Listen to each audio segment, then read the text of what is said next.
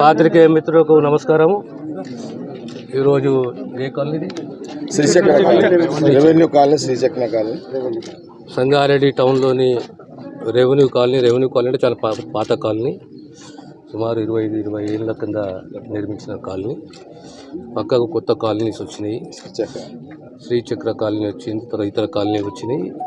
ఈరోజు మన వర్షం వల్ల సుమారు 120-130 ఇళ్లకు నీళ్ళు వచ్చినాయి. 1 ఫీటు 2 ఫీటు 3 ఫీట్ల నీళ్ళు వచ్చినాయి.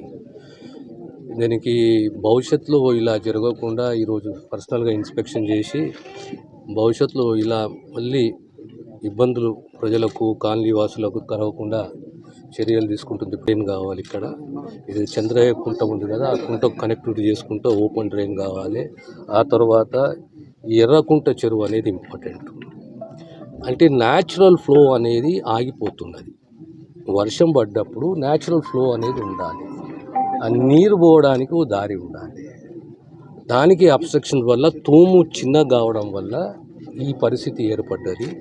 మళ్ళీ భవిష్యత్తులో ఇలాంటి పరిస్థితులు పునరావృతం కాకుండా ప్రభుత్వం అన్ని చర్యలు తీసుకుంటుంది. కాలనీ వాసులతో కూడా విజ్ఞప్తి చేస్తున్నాము, మీరు నిర్భయంగా ఉండండి. ప్రభుత్వ బాధ్యత. మా స్థానిక మాజీ శాసనసభ్యులు జగ్గారెడ్డి గారు, నేను ఈ కాలనీని సందర్శించడం జరిగింది. భవిష్యత్తులో మళ్ళీ ఇలాంటి పరిస్థితులు పునరావృతం కాకుండా తగు చర్యలు ఇరిగేషన్ డిపార్ట్మెంటే కానీ, మున్సిపల్ డిపార్ట్మెంటే కానీ తగు చర్యలు తీసుకుంటాం. అంటే చెరువు విస్తీర్ణం ఎంత ఉంది సార్? 19 ఎకరాల చెరువు. 19